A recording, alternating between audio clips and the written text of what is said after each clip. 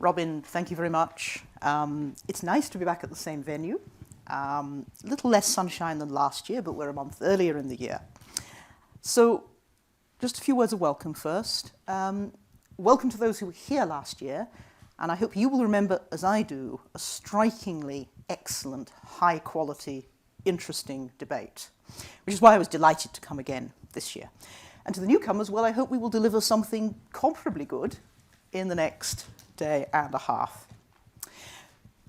When we met last year, we were just a few months into the energy crisis triggered by the Russian invasion of Ukraine. And I know we have a NATO meeting taking place downstairs today, so, this is the new world. What are some of the things that have happened since then? Well, European households and European industry have survived, so far, the energy crisis experience, not painlessly. Perhaps grateful to mild weather this winter, and certainly there's been some reduced running of industry. And we've had a deepening of cooperation on energy between businesses and government. We've had to have that in order to figure out how to cope with the crisis. And I think that might be one of the benefits of crisis. You always look for the silver lining, is that many European governments and governments elsewhere in the world have sat down more closely with the businesses of the energy sector than they have, perhaps in many decades, to understand operational needs, some of the judgment calls businesses make, the costs that businesses make calculations about, and to figure out how there can be a way forward in changing circumstances. That's a very good basis for beginning to talk about decarbonisation, which we have been doing, but we all know that the pace and the seriousness of that conversation is rapidly increasing. So I think the key theme today will be lessons about cooperation between government and business and understanding one another. And yes, also the environmental civil society movement, the NGOs, etc., as Robin mentioned, and that's a world I've worked in too. The energy crisis isn't over. Let's see what this next winter brings. But there have been some other developments, and I'd like to highlight two just to frame our conversations today before we get into the first panel. One of them is in terms of the climate agenda. So there's been the publication by the International Panel on Climate Change, the IPCC, of the AR6 synthesis report. This really brings together the state of the art of our understanding of climate science, of what we are doing to Earth system physics, in a very understandable way. There are some fabulous infographics this time. Climate scientists are learning to communicate. And there are some key messages there. The reason there is the push to try to limit global warming to 1.5 degrees is that is broadly an adaptable degree of change. Once you start to go beyond that, you are an increasingly unadaptable world. We're already seeing increasing natural events associated with climate change, but those rapidly, exponentially increase as you go much beyond 1.5 degrees. So the underlying message is there is no business as usual. Either we adjust, decarbonise, and the other greenhouse gas emissions, or the world around us changes. Business as usual doesn't exist. And that's a challenging message.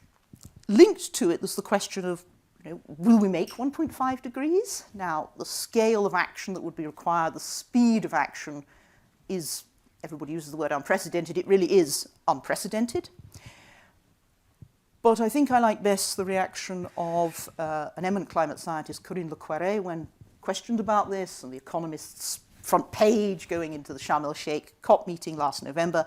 She said, okay, if it's not 1.5 degrees, it's 1.51.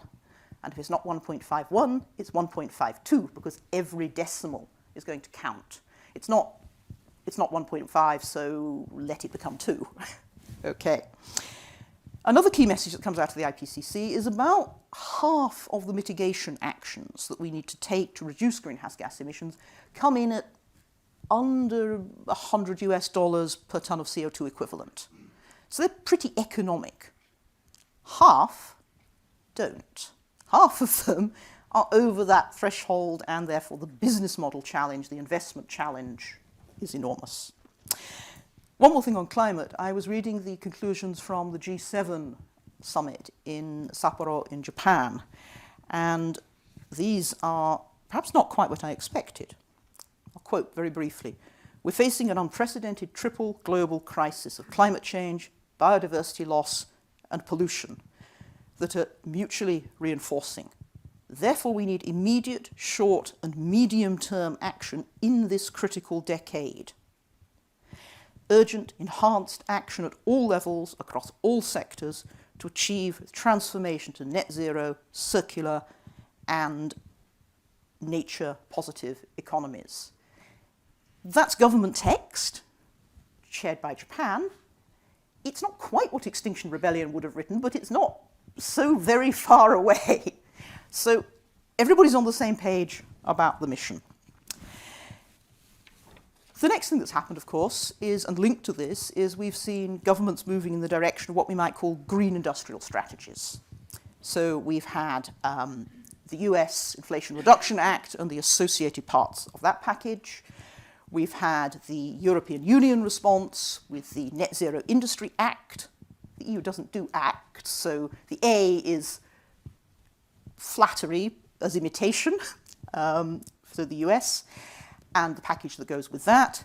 And of course, in the UK, we've got the Net Zero Growth Plan and its package. All of those will help drive forward investment in clean technologies. They're slightly different approaches. I think in Europe, we're a little envious of the simplicity of the US tax credits, which create a very clear business model signal. And there are certainly some very attractive things about the IRA, and I suspect we will discuss some of those today. For me, what stands out is the sliding scale. So take hydrogen. If you produce any kind of hydrogen, there's a tax credit. It's a modest tax credit, but you're doing something, you're creating hydrogen supply, and that's one of the challenges at the moment.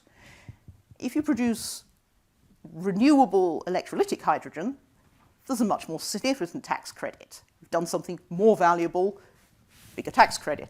And if you have apprenticeships and are building up a workforce on top of it, there's the maximum tax credit. So that sliding scale and the focus on building up a workforce are very enviable. But there are things we can do here in Europe and the UK as well. Maybe we can't do simplicity, not great at it, but really businesses would say, if we can't have simplicity, then let's have stability, let's have predictability of the policy framework, regardless of whether there are changes of government. And let's also sort out some of our own regulations. I was speaking on this topic in Brussels last week and learned that if you are a certified geothermal technician in Sweden, you can't work in Germany.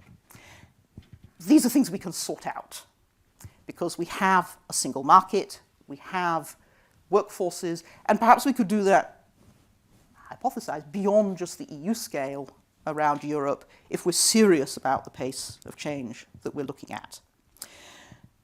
So another theme is getting the policy kit right, and that takes us back to businesses and governments listening to one another, understanding one another's worries, understanding how to build confidence for investors, and thinking about some of the signals that need to go into the market.